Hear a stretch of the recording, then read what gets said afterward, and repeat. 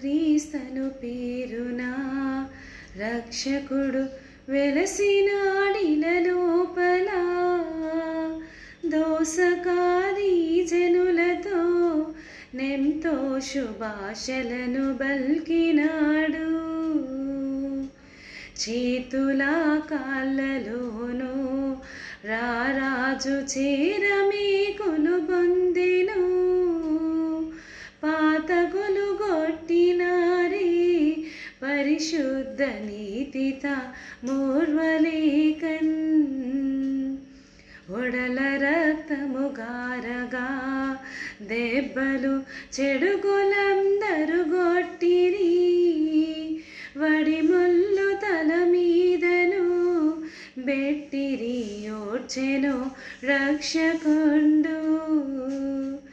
ఇన్ని బాధలు పెట్టుచు తాను జంపుచున్న పాపానరులను మన్నించుమని తండ్రిని యేసుండు సన్నతితో వేడెను.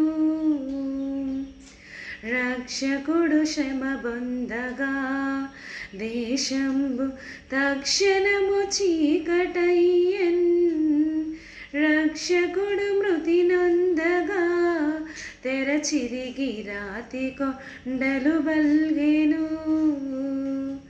రాతి సమాధిలోను రక్షకుని నీతి గల దేహంబును పాతి పెట్టిరి భక్తులు. నమ్మిన నాదులందరూ చూడగా మూడవ దినమందున యేసుండు మృతి గెలిచి లేచినాడు. నాడు నమ్మిన మనుజులు చూచిరి 40 దినములందున్. 11 మారులు వారలకు ప్రత్యక్షుడాయనేసు. పరలోకమునకేగెను తన వార్త ప్రకటించుమని బల్కెను.